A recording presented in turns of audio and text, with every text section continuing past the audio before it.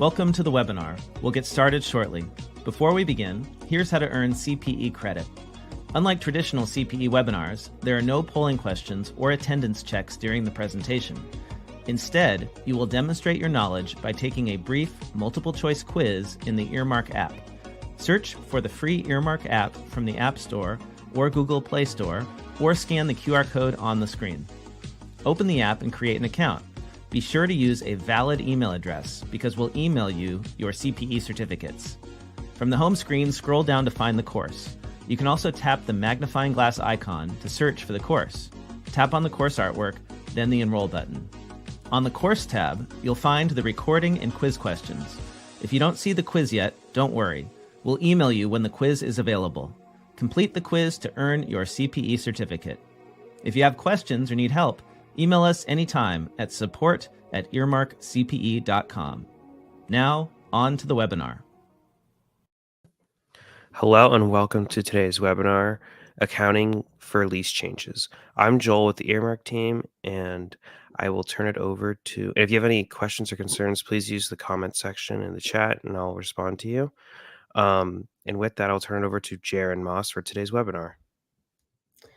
Thanks, Joel, and thanks everyone for joining the call today. As he mentioned, my name is Jaron. I am one of the technical accounting consultants at FinQuery. I'm a former CPA, actually current CPA, former auditor. And my role here at FinQuery is to help organizations better understand our tools and help them comply with the new lease accounting standards like ASC 842, IFRS 16, GASB 87, 96, and things like that. Now, one of my favorite parts of my job is helping organizations address any questions they may have. So if you have any questions at all, at the end of today's webinar, I'll share my email contact and you can feel free to reach out if you have any questions. And also, as Joel mentioned, you can leave those questions in the chat box. Now, as we get started today, I just want to talk a little bit about FinQuery. So FinQuery embarked on this journey back in 2011 to create a purpose-built solution for accounting that helps take the headache out of the complex lease accounting standards. Now, fast forward to today, we're proud to say that we now serve over 7,000 organizations, both big and small, over a wide variety of different industries, and 600 of those being publicly traded companies. Now, since we began, our vision has expanded. We're not just about lease accounting anymore, but we're all about empowering our customers to make the best possible business decisions, especially when it comes to managing their biggest areas of spend, whether it be leases, financial contracts, or SaaS, subscription as a service. So that's our goal. And you'll see here on our screen, we have FinQuery Contract Management, LeaseQuery, that helps with lease accounting, and software management tool where you can analyze and see where you're spending the most for those products. Now, today we're focusing on lease accounting. So I want to talk a little bit more about LeaseQuery. So LeaseQuery was built by accountants for accountants to help solve the problem of these complex lease standards, ASC 842, IFRS 16, GASB 87, and 96. I currently support over 7,000 organizations in 93 different countries. We have a 4.8 out of 5 average rating. And one thing we're really proud of is providing support and being the technical experts around these standards and other complex accounting needs. So I'd like to mention that we have 40 plus accountants on staff. So when those questions do come about, we're able to help answer those. Now, before we get started on the webinar, the first thing I want to talk about today is the agenda. Now, as we get started, as the title of the webinar states, we are going to be addressing lease accounting changes. First, we'll talk about modifications and reassessments and the differences between those, and we'll walk through some examples. After that, we'll look at lease impairments. So whenever you have an impairment of a lease assets, what do you need to do? And then lease abandonments. So with that being said, the first thing we're going to talk about is modifications and reassessments. Now, the best way to start this process is to define a modification and a reassessment. So we'll start with modifications. Now, a modification is a change in the term and conditions of a contract that result in a change in the scope or consideration of a lease. So essentially, you go to the lessor, renegotiate the contract, and you get a new contract. So then that's a modification or amendment. Now, there are certain examples that I want to share. So number one is things like a lease term extension. So sometimes there are renewals stated in the contract, but there are sometimes when it's not, and you have to go request an extension, contract has to be amended, and as a result, you have to account for a modification, which recalculates the liability and asset. So think of a manufacturing company who has a 5-year lease. Maybe they experience a lot of growth. So as a result, they reach out to the landlord and say, hey, we need 3 more years tacked onto this lease. So they renegotiate the terms and the payments for that. That would be a modification, or maybe just a change in lease payments. So maybe there's an economic downturn, and let's imagine a manufacturing company goes to the landlord and renegotiates the agreement to reduce their monthly payments by 20% until conditions improve. That would be a modification. Other types of modifications are things like terminations or partial terminations. So imagine a manufacturing company leases a large warehouse, and they find out that they only need half of the space that they originally leased. So they go to the landlord, they negotiate, they get the lease cut in half. As a result, that's a partial termination, which we'll be looking at later. Also, a modification of the lease. Now, that being said, we also have reassessments. Now, reassessments are required when an event does not involve a renegotiation of the lease terms and conditions with the lessor, but it's when a change in the lessee's facts and assumptions around certain circumstances change. So, for example, maybe you have a renewal option, and when you started the lease, you determined that it was reasonably certain to be exercised, so you included it in the present value calculations. However, maybe down the road, you realize things are changing. You're not reasonably certain to exercise that renewal. So at that case, you would have to go in and remeasure that liability, showing that reduction of the term that was originally included. Now, you'll see here on the slide a couple things that could result in a reassessment. Number one, a significant event or change in circumstances that occurs that's within the control of the lessee. So like the reasonably certain renewal options or termination options is an example of that. The contract is amended to require the lessee to change their conclusion regarding certain options or terminations, renewal options, things of that nature, or the lessee reverses a previous decision regarding other exercising of an option, like to renew or terminate. And the final one I want to mention is resolutions of a contingency. So, oftentimes there may be contingencies in the contract, and you change your conclusion on those, or the resolution of those types of contingencies happen. As a result, you have to recalculate your asset and liability in certain cases. And we'll talk through an example of that as well. Now, when it comes to modifications and remeasurements, they are treated differently. Now, as you'll see here on the slide here, we have a chart that shows how different types of transactions are treated between modifications and reassessments. So on the far left, just to cover those first three, we have lease modifications, which is a renegotiation of the contract. We have a change in term where you change, from a 5-year to an 8-year or vice versa, shortening the term, or a change in purchase option assessment. For these, you have to reallocate your consideration. So that means you have to reallocate the payments and calculate the lease liability for the change in terms. Then you have to reassess the classification. So when these changes happen, you have to determine if those changes cause the lease to go from an operating lease to a finance lease, or a finance lease to an operating lease, because those different types of leases are completely different as far as the amortization schedules go. So that will have to be changed if the change results in a change of classification. And you also have to update the discount rate for those first three in this column, the first three of these columns. So if any of these changes happen, when you originally measured the liability and asset for this lease, maybe you used a 3% rate, but later down the road, maybe 2 years, as a result of these changes, or at the time of these changes, the rate has gone up maybe. So now you're going to use a 7% borrowing rate. So at the date of modification, you have to use that new rate for the present value calculations. Now, the final two here, we'll see the change in residual value guarantee and resolution of a contingency.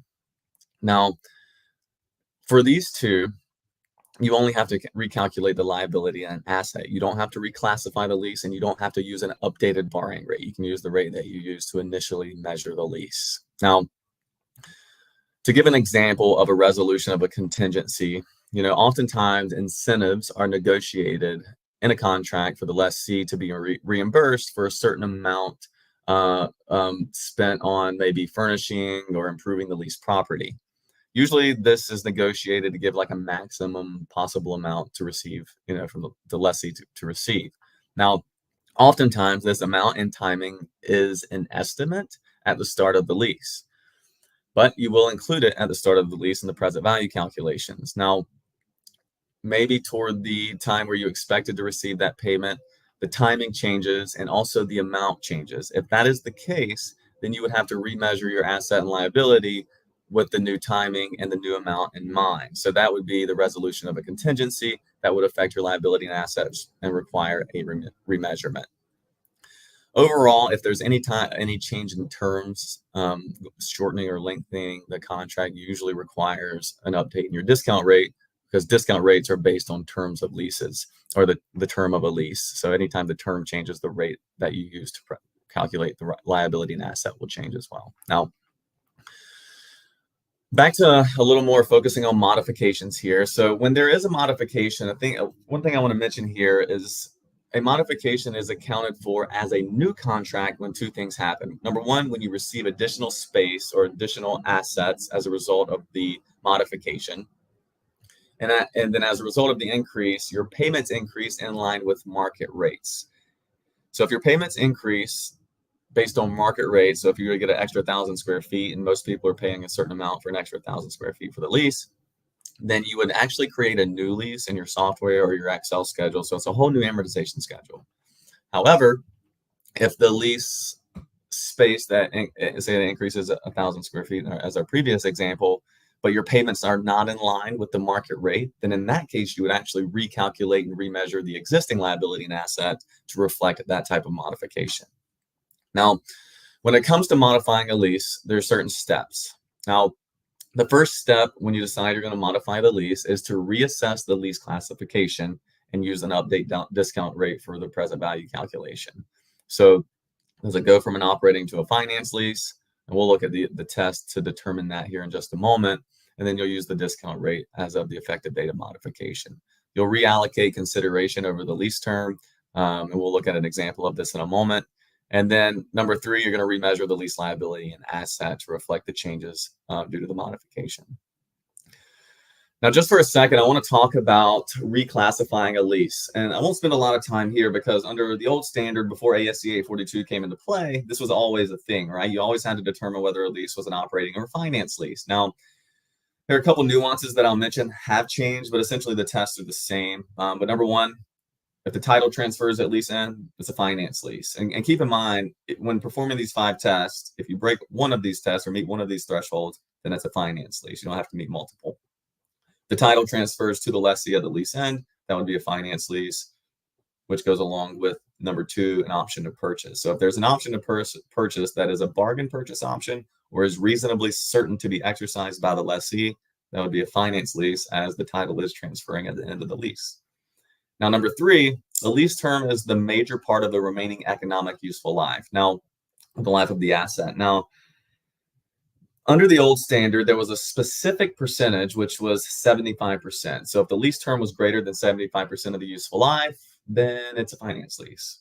That threshold or that percentage is not in play as far as being stated in the new standard. However, most organizations are continuing to use that percentage as the threshold. So a lot of auditors are relying on that as well. If you do change your threshold at all, that percentage, just have a policy and reasoning behind that for your auditors to view. Number 4, the present value of the lease payments equals or exceeds substantially all of the fair value of the asset. Now, under the old standard, 840, that was 90%. 90%. So if the present value of your future lease payments was greater than 90% of the fair value of the asset, then it would be a finance lease. Under the new standard, it says substantially all, but a lot of organizations still use that 90% rule. And then the final test is there's no alternative use to the lessor at the end of the lease term. So essentially, imagine, you go to a manufacturer or some lessor or company, and you say, hey, I need this specific piece of equipment built for my manufacturing process. It's very unique because no one else is doing this. I need that. Can you build it and let me lease it from you? If that's the case, it has no alternative use to someone else because you had this built uniquely for your case. In that case, it would be a finance lease because you're more than likely going to continue using that specific piece of equipment. Now, once you determine the lease classification, the next step in a modification is to remeasure the lease liability. So lease liability is remeasured by using the new term, so extension or reduction, the new payments, and the updated discount rate as of the modification date. And we're going to walk through an example of what this looks like. Now, after that, we're going to remeasure the right of use asset. Now, the right of use asset is measured equally to the amount to adjust the liability. So we're going to talk through that again in the example so we can get an idea of what that looks like. So with that being said, let's go ahead and walk through an example of a lease modification. Now we'll see here, the manufacturer in this case enters into a lease agreement for a production facility. The lease starts on January 1st, let's say in this case 2021, with a lease term of 5 years. There's monthly payments of $35,000 per month, and they're made in advance at the beginning of the month, and they increase $5,000 a year. So every year on January 1st, they go up $5,000. The incremental borrowing rate at the date of this lease is 4%. Now, at the conclusion of year 2 of the lease, the original contract undergoes a modification to prolong the lease term by additional 3 years. The revised payment amount at the start of January 1, 2023 is $45,000 and escalates by, again, $5,000 a year. And the new borrowing rate as of the effective date of the modification is 5%. So that's our example. So how do we account for that? Well, the first thing I want to talk about is the initial amortization schedule at the start of this lease. And you'll notice here on the screen that I have summarized the monthly payments into annual payments in order to fit the entire amortization schedule on the screen here. But you'll notice we have 5 years, it's $35,000 a month, increases each year after that at $5,000. So we have our cash payments. And you'll notice our total cash payments over the entire lease term is $2.7 million. The reason I note that is because to get our straight line lease expense that is found on the far right, you take your total cash payments divided by the term of the lease. So in this case, 5 years, or $35,000 a month, you would get a straight line lease expense that needs to be expensed every year, which in this case is $540,000. Also note that our total liability at the beginning of the lease is $2,429,938. Now, we get to the end of 2020, was it 2021? No, 2022, so the beginning of 2023, and we're going to perform a modification. So what does that amortization schedule look like? So you'll see here on the screen, again, I want us to note the balance prior to our modification was $1,694,495. But then we decide to renegotiate the contract to extend it by 3 more years. So therefore, we have to recalculate our liability. So based on the future lease payments, the borrowing rate of 5%, and the extension of 3 years, our new liability balance, doing a present value calculation using those new terms, is $3,539,752. Now, in order to get the adjustment amount to our liability and asset, the only thing that we need to do is take our new liability balance, subtract our previous liability balance, and that'll give us a total adjustment to the liability of $1,845,257. Now, that same amount is also going to increase our right of use asset at the date of modification. So you'll see that here in the new balances with that increase of $1,845,257.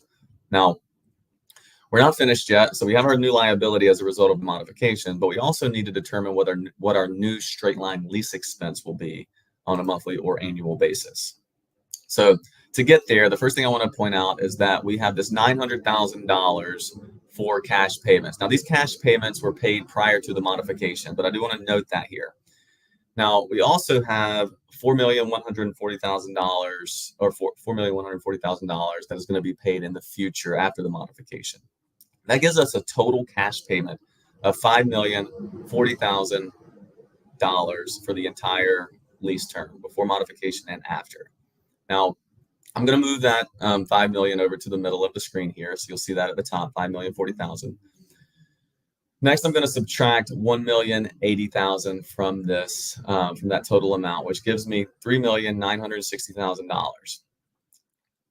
Next, I'm going to divide that by 6 to get my total annual lease expense, which is $660,000. So that's the total amount that I'm going to expense every year on a straight line basis to account for this modification. So we've recalculated our liability with the new term and the new payment amounts and the new borrowing rate. We also recalculated our straight line lease expense that'll be expensed on a monthly or annual basis over the lease term. So we're finished with all the complex calculations. Now from there, we need to take a look at our journal entry. There we go. So So our journal entry for the adjustment of our asset and liability is going to be found on the far left, top left of the screen here. You'll see that $1,845,257. We're going to debit that to increase our right of use asset at the modification date, and we're going to credit the lease liability to adjust or increase the lease liability at the modification date. That's all we have to do at the first day of modification. But every month, we're going to have to reduce the liability and asset, or in our case, we're going to show the annual entry. And that's what we're going to look at on the right side, the end of year entry. We have our cash payments that were stated we needed to pay for that 2023 year, which was $45,000 per month or $540,000 for the year. And then we have our straight line lease expense there, which we're going to debit for our annual expense.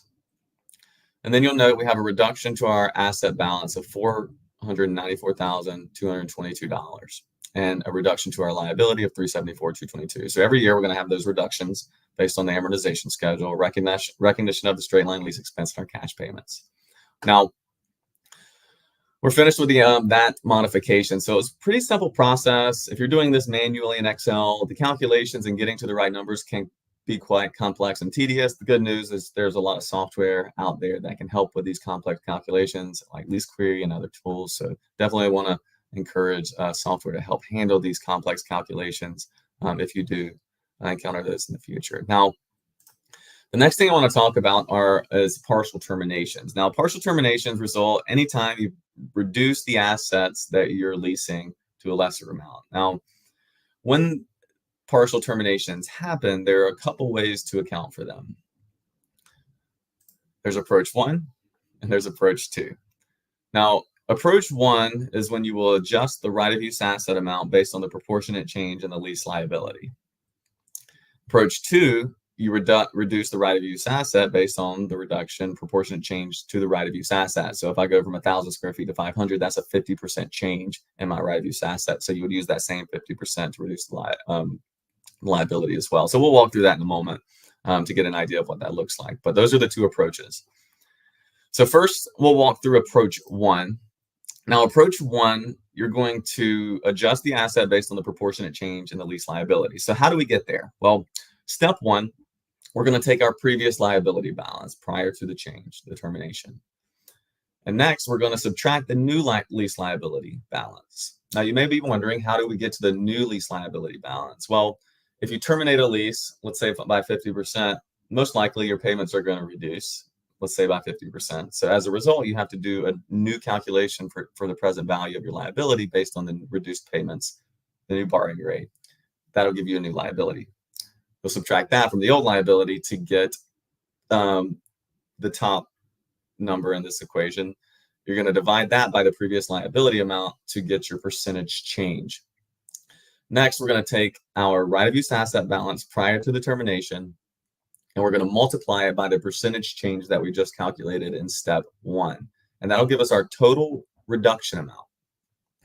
Now, in step 3, we're going to take our carrying amount from the right of use asset prior to the termination. We'll subtract our reduction amount, and that'll give us our new right of use asset amount. So again, we're going to go through an example to get a better idea of what this looks like, but that's how you address that. And then step 4, we're going to calculate our gain or loss on termination. So the way that you get there is you take your total reduction to the lease liability, you subtract the total reduction of your right of use asset, and that'll give you a gain or loss on termination. Now for step 2, for approach 2, step 1, where we'll start with our previous asset balance. So keep in mind that we're going to adjust the right of use asset balance based on the percentage change to the right of use asset. So we'll take our previous size of the asset. So for an example, we'll take 1,000 square feet. The new size of our asset is 500 square feet. We subtract that, it's 500. So then we'll take 500, divide it by 1,000. That gives us 50%. So that's our percentage change. Pretty simple calculation. Now, number 2, we'll take the carrying amount of the right of use asset prior to the partial termination and multiply it by the percentage. Again, this was a simple number that we used, so the reduction amount is 500. Now, in number 3, the step 3 of this approach is we're going to take the prior lease liability balance. We'll multiply it by the percentage change that we just calculated, which was 50%, and that'll give us the reduction of the liability. So essentially, we're going to reduce the asset by 50% and the liability by 50%. And then final step, similar to approach 1, is to calculate the gain or loss on termination. So To do that, we will take the proportionate reduction of the lease liability, whatever 50% would be. We'll subtract the reduction of the right of use asset, which was 50% or 500, and that'll give us a gain or loss on termination. And that's how those two approaches are handled. Now, to get a better idea of how that works, and it'll be great to walk through an example. So that's what we'll do next. So earlier, it's very similar to our last example. We have a manufacturing facility that enters into a lease agreement, an operating lease agreement for a warehouse facility on January 1st, let's say 2021. It's a 5-year lease. Payments are made at the beginning of each month. It's $35,000. They're going to increase $5,000 a year, and it's a 4% borrowing rate. So same as last time.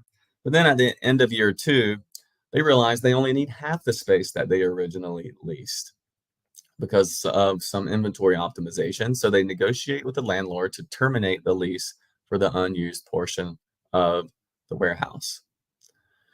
Now, the original contract is modified to reduce the original space from $100,000 or 100,000 square feet to 50,000 square feet. Now, the monthly lease payments are decreased to $15,000 per month, beginning on January 1, 2023, and now they're going to increase $3,000 a year after that. Now, note, we also have an increase in our borrowing rate of 5%, so very important information there. Now, similar to last time, I do want to look at the existing amortization schedule prior to the partial termination. So if you enter this into your Excel, those data points or your software that you're utilizing, it'll create an amortization schedule similar to this, but probably on a monthly basis rather than annual. And you'll notice we have our liability balances, which is the main thing I want to note here for 2022. Prior to this modification, we have a liability of $1,694,495 and a right of use asset of $1,514,495. So those are going to change as a result of this partial termination. So how do we get there? Well, what I haven't shown in the calculations here is the new lease liability balance, but essentially, I'll give you the number there at the top of the screen. You'll see in step 1, we have our prior liability balance prior to termination. And then we have our new liability balance after the recalculation based on the new payment terms, right? It was $15,000 increasing $3,000 a year and the new borrowing rate of 5%. That gives us a new liability of $599,749. Now, what's our adjustment? Well, you just subtract the old liability balance, or you subtract the new liability balance from the old, and that'll give you an adjustment of $1,094,746, which is a total percentage change of 64.61%.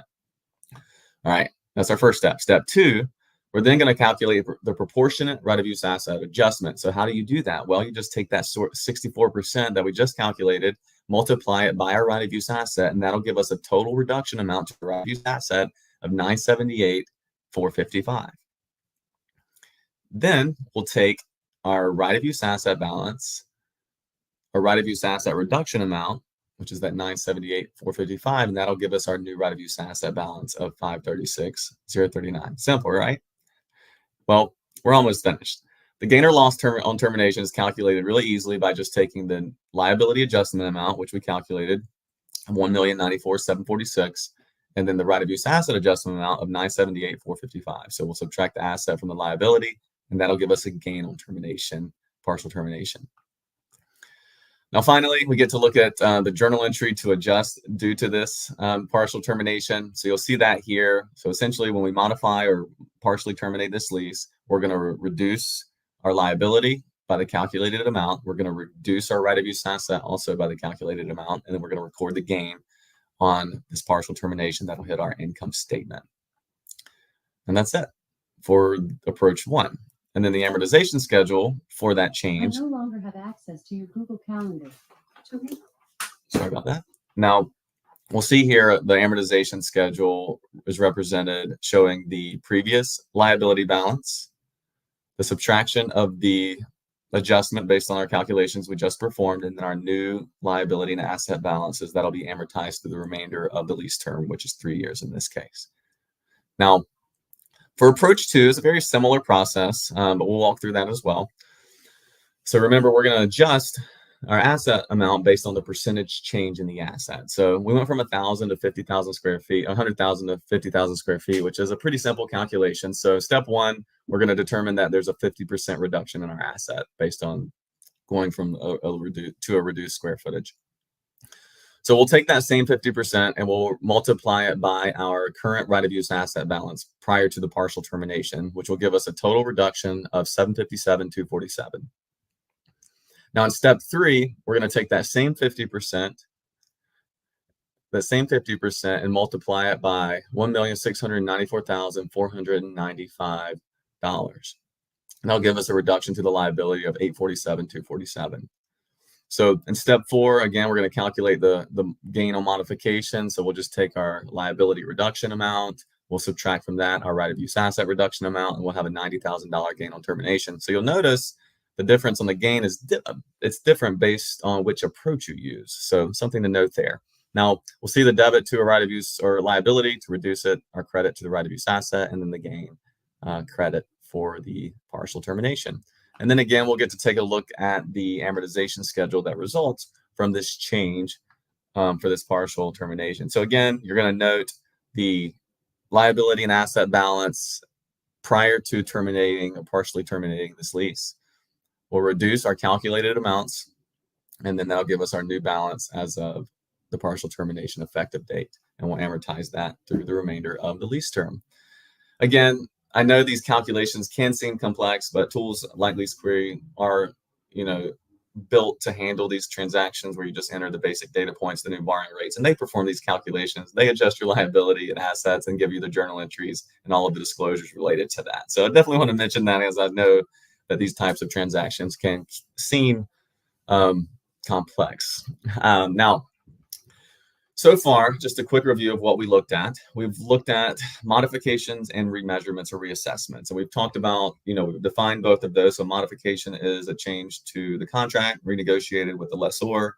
A reassessment or remeasurement is based on a change in conclusion, like resolutions of contingency, things of that nature. We then looked at how to account for modifications.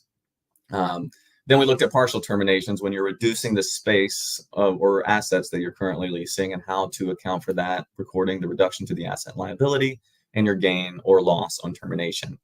Now, there's a couple other areas that I want to focus on today that I feel like will add a lot of value as you encounter these complex transactions moving forward. And that number one is lease impairment. So lease impairment is a common accounting consideration under which require lessees to assess a lease assets for impairment when there are indications of potential impairment. So lease impairments refers to reduction of the carrying amount of a lease or right of use asset when its recoverable amount falls below its carrying amount.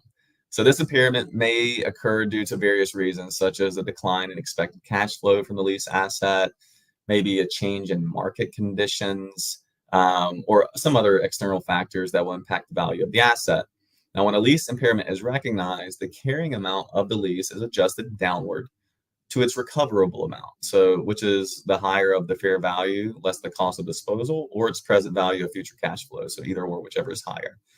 And then the impairment loss is recognized on the income statement to reduce the net income for that reporting period. So that's an impairment. Now, how do we get to the place where, where there may be an impairment? So there's a few steps. Well, number one, you have to look for indicators of an impairment.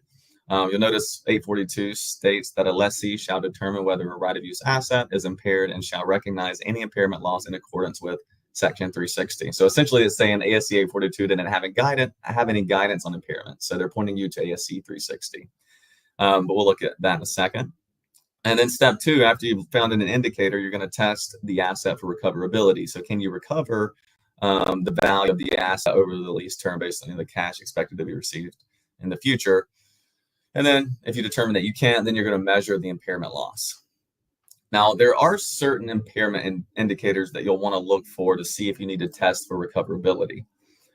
Now, see here, under impairment indicator, which is found in ASC 360 1035-21, there's a few examples that it lists. We have market price of the long-lived asset decreases significantly for some reason.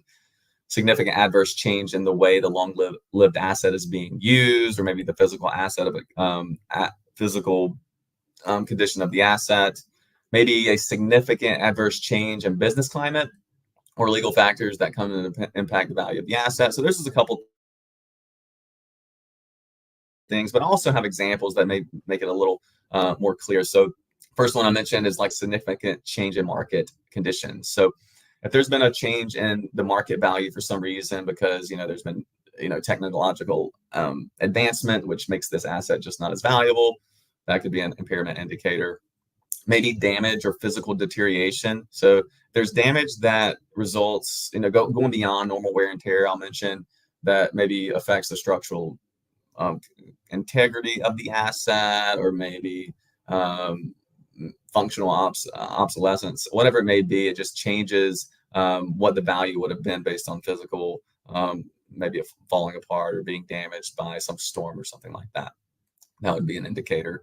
Maybe you lost a key customer. Maybe you bought an asset and determined that, maybe you bought the asset to serve this customer that was going to provide most of the cash flow, but then you lost that customer. Well, that could be an indicator. Or maybe there's a change in legal or regulatory environment. So change in laws and regulations could affect the use of your asset, which could impact the value. So those are all indicators that you may encounter. Now, once you realize that there's an indicator, the next step for a termination is to test the recoverability of the value. So as I just mentioned, as you look, if there's an impairment, once you find an impairment, you're going to test for recoverability. So to do that, you're going to compare the sum of undiscounted cash flows. So there's no present value calculation here. You're going to compare the sum of undiscounted cash flows that are expected to be generated from the right of use asset to the carrying value of the asset. If the fair value of the undiscounted, or if the value of the undiscounted cash flows is less than the carrying value, the test fails, and the next step is to impair the asset. So that's how that's performed. So you're going to compare. So let's say over the next 10 years, you're going to get $60,000 per year. That's going to be $600,000. If that is less than the value of the asset, then that is an impairment. And we're going to have to adjust that asset to better reflect what we expect to receive in the future. So how do we measure the impairment loss? That's a great question. So when determining the first thing we need to do is to determine the carrying amount of the asset, which is typically the book value. So whatever the value of is your right of use asset on the books, which is represented in the amortization schedule, or the gross asset minus the accumulated amortization would be the net book value. Now you're going to get the net book value and compare that to the recoverable amount. So the recoverable amount is the higher of either the fair value minus the cost to sell, or the present value of future cash payments. So whichever is higher is the one that you're going to go with. Now, when you compare either the fair value or the recoverable amount, which is the net value minus the cost, the higher of those, you're going to compare that to the net book value on the books. If the recoverable amount is less than the carrying amount of your asset, you're going to have to reduce the carrying amount of your asset to the recoverable amount. So how do you calculate that? It's pretty simple, actually. You just take your carrying amount, you subtract the recoverable amount, and that's your loss. So if my carrying amount is $50,000 and my recoverable amount is $30,000, I'm going to have to reduce that asset by $20,000, and that'll be recorded as an impairment loss in the period that the impairment occurs. So it'll be recorded on the income statement, and then the carrying amount will adjust the balance sheet to reflect the impairment. So you're going to credit the asset, debit impairment loss, and that's how you account for an impairment.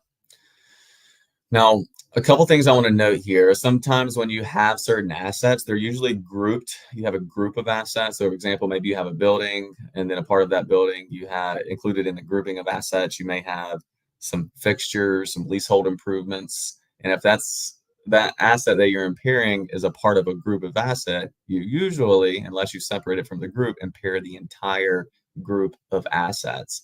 That's what we'll talk about just briefly, but you'll see here on ASC 360, it says an asset group is a unit of accounting for long-lived assets or assets to be held and used which represent the lowest level for which identifiable cash flows are largely independent of the cash flows of the groups of assets and liabilities. So essentially, as I mentioned earlier, you have a building, you have fixtures, you have leasehold improvements that are considered a group of assets. Now, an impairment loss for a group of assets, so if you do have a group of assets, shall reduce only the carrying amount of the long-lived asset or the group of assets. So determine that there is a group and that you're not going to break out the impaired asset. You're going to allocate the impairment across all of the assets on a pro rata basis. So you essentially determine what the carrying value of each asset is, and then you allocate the loss amongst all of those assets to reduce the entire group. So that's how that works. Now, to drive the point home, testing for and assessing impairment loss will require that you have the carrying value of the asset, so that's on your books, total undiscounted cash flow stemming from the asset, and the fair value of the asset. If impairing an asset group, the impairment loss will be allocated on a prorated basis, allocated to all assets in the group based on the carrying amount. And then you also have to disclose the nature and the amount of the impairment loss in the notes to your financials to provide clarity to your financial statement readers. Now, next I want to talk about lease cost calculation post-impairment. Now, for an operating lease, and I'll show you this in an amortization schedule, you'll notice that you have one straight line lease expense, which is how it should be accounted for. Whatever your cash payments, there could be other factors like deferred prepaid rent incentives, whatever it may be, you come to a straight line lease expense, which hits your income statement. However, if you have an impairment, that structure of straight line lease expense changes slightly. So you'll notice in the asset lease expense that my prior to modification or impairment had asset lease expense that changed every month. But after my impairment, it goes to straight line lease expense over the remainder of the term. You'll notice that here. So to get to our straight line or total lease expense to be recorded on the income statement, we take our asset straight line expense as a result of the impairment, and we add our liability lease expense to get a total lease expense, which you'll see in the final column next to 2023's row, $5,558. So you'll notice it's not straight lined anymore. You take the straight line asset lease expense plus the liability lease expense to get your total lease expense. And that's how you record an impairment. And then finally, we get to talk a little more about abandonments. So this is going to be fairly quick, but I just want to talk briefly about what an abandonment is and how to account for it. So a lease abandonment occurs when a lessee stops using the leased asset before the lease term expires without the lessor's consent. It often involves a leaving the leased property or equipment behind without the intentions of continuing to use or fulfill the lease obligation. And just keep in mind, the lessee will continue to pay for the lease even though they're not using it. That's an abandonment. Now imagine, so to get a better example of what this would look like, imagine you're a t-shirt company and you're leasing a small space for your screen printing. It's a 10-year lease. However, you experience rapid growth and that small space is no longer going to meet your needs. So as a result, you leave 5 years before, or you decide to leave maybe 5 years before the lease actually ends. That's an abandonment. So we'll have to record that to reflect that in our financial statement to the right of use asset. Now, again, an abandonment occurs when you decide to permanently stop using the asset. You'll see on that on the left side of the screen. A couple things I want to mention, or just one thing really. If you decide to abandon an asset, a lease, you can't sublease it. If you sublease it, ASC 842 states that you're still obtaining economic benefit from that asset. So you're not abandoning it, you're still gaining a benefit from it. So if you do have the right to sublease it and you're planning to sublease it, whether or not you found the sublessee, it's not an abandonment. You have to say that you're not going to sublease and completely abandon the asset, essentially. So that's essentially it. You have to decide that you're going to cease use of the asset. You're not going to sublease it. You're not going to receive any economic benefit from this leased asset. You're abandoning it altogether. Now, a couple steps that I want to talk about for abandoning an asset. So the first thing you need to do when you abandon an asset is reassess the classification of the lease with no longer, like for example, let's say you went to a lease agreement, you have a renewal option and you mark it as reasonably certain to be exercised. But later down the road, close to that renewal, you decide you're going to abandon the lease. Well, that's no longer reasonably certain to be exercised. So you're going to perform a remeasurement to take the liability back down to what it should be, considering that reasonably certain to not exercise. That'll give you your new liability balance. So that's the first step if it does affect any of those reasonably certain conclusions. Number two, you're going to reassess the appropriateness of the current asset grouping. So remember, we talked about groupings and the assets being grouped together. And if there's any impairments, they need to be allocated across all the leased assets or the assets related to that specific leased asset. So test that. If it doesn't make sense that, if that's impaired, all the others will be impaired because they, if they're related and they impact each other's, cash flows, then there'll be a group. But if you can kind of separate it out, you can just, reassess the appropriateness of that grouping. Then step three, you're going to test the recoverability of the asset. So you're going to test for an impairment if you're going to abandon the asset. And if there's an impairment, you're going to have to record the impairment before abandoning it. So you'll have to reduce the right of use asset to reflect that impairment and then record the loss. If all of that is, related to the lease that you're about to abandon, you have to do that first. And then you finally get to the abandonment, which we're going to walk through in a moment. But you're essentially going to reduce the right of use asset to zero by your abandonment date rather than the end of the lease, which was originally stated in the amortization schedule. So if the abandonment is at a future date, you're going to recalculate the remaining right of use asset and lease liability to reflect, or the asset to reflect zero by the abandonment date. To get a better idea of what this looks like, I think it's best to look at a timeline. So first thing is I want to note is we have our original lease start date, which is January 2022 on the far left. We have our original end date of December 2031, right? So we start this lease, we're planning to use it for 10 years, which is the original term. But toward the end of 2023 or 2022, we decide that we're going to abandon this. I don't know why. I didn't come up with the details of why we did it, but we decided we're not going to use this lease asset anymore.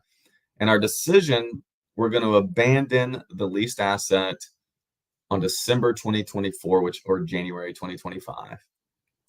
That's our date that we're going to actually leave the asset. So we need 2 years to move into our, let's say, new space and to move out and move into the new space, which will take us, it's going to take us 2 years. So that puts us at December 2024, our actual abandonment date. That's the date we're going to cease use of the asset.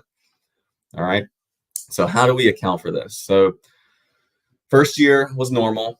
And then we made the decision. We're going to abandon it in 2 years. So how this works is to get an idea. So the date of decision, which was January 2023, imagine that our asset balance was $90,000, right? And we're going to reduce that asset by annually amortizing it. And I just made a straight line example here, but let's say we have 9 years remaining after we decided to reduce or abandon this asset. So that's $10,000 a year of straight line amortization.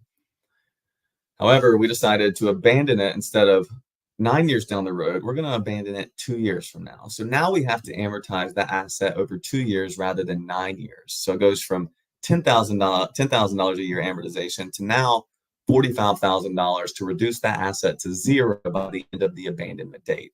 So we're going to record that loss or record that amortization of $45,000 per year to get it to zero by the abandonment date.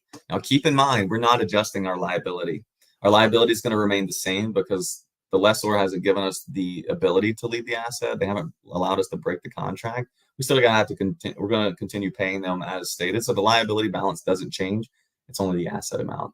And that's how you can expect to handle an abandonment under ASC 842. So again, just want to quickly review what we went over today. We talked about modifications in the first part and reassessments and how those are different. We walked through an example of how to perform a modification to our lease. We then looked through a partial termination and the different approaches. Approach one, where you reduce the asset based on the proportionate change of the liability, or reduce it based on the proportionate percentage change in the asset. That's approach two. Then we walked through impairments and abandonments, which we just finished the abandonment. So those are some of the most common changes that you could encounter through the life of your lease, and that's how you can account for them. Keep in mind, using a tool is one of the best ways to handle these types of complex lease changes, so you don't have to spend your time on these tedious, complex calculations. You can focus on the areas that add more value to your organization. Now, one thing I want to leave us with before I hand it back to Joel is we do have, we help with lease accounting, we have contract management software, but we also have software management, which will help organizations automatically identify any subscription IT arrangements that they have and track the usage so you can see where you're underutilizing tools, essentially where you're overspending and wasting money on tools that you really don't need. So it helps you to get clarity into those different types of subscriptions you have. Helps you to anticipate contract renewals. So when you have subscriptions coming up, you're not going to miss those important deadlines, which could end up costing you more money if you don't know those ahead of time. Identify savings opportunities, as I mentioned, and also automate IT tasks. When you hire new employees, they have to get access to certain tools based on their role. Or when employees move on to another organization, you have to remove access to those tools. And FinQuery software management helps to automate all of those processes. And then one other quick picture of our tools that we offer: FinQuery contract management, LeaseQuery, which is going to help with those complex accounting transactions and compliance with the new standards like we talked about today, and software management. So again, I just want to thank you for taking the time to view the webinar on how to account for complex lease changes for your portfolio. Again, if you have any questions beyond what was asked in the chats today, feel free to reach out to me at jaron.moss@finquery.com. I'm happy to answer questions. I really enjoy helping to get in the weeds and tackle those complex scenarios if they're coming up. So feel free to reach out. But keeping that in mind, if you want to see either LeaseQuery or other tools that we offer, if you schedule a demo within the next week, you can get a $25 gift card. I just mentioned that mention code earmark, and we'll send that gift card over to you if you schedule the demo. So again, thanks for your time, and I'll hand it back to Joel. Thank you, Jaron, for hosting today's webinar, and thank you to all of our attendees. And if you're interested in learning about earning CPE for this, please stay tuned for the outro video. Today's webinar has ended. We hope you enjoyed it. To earn CPE for watching, download the free Earmark app. Scan the QR code on the screen to visit the download page. Open the app and create your account. Use a valid email address where you will receive CPE certificates. Then register for the course. You can search for it by tapping on the magnifying glass icon on the home screen and then entering the name of this webinar. If you're attending the live stream of this webinar, keep an eye out for an email letting you know when the quiz is available in the next few days. Pass the quiz to earn your CPE credits, then tap the button to email yourself a CPE certificate. Stay tuned for more webinars from Earmark. We appreciate you joining us today, and we look forward to seeing you again soon.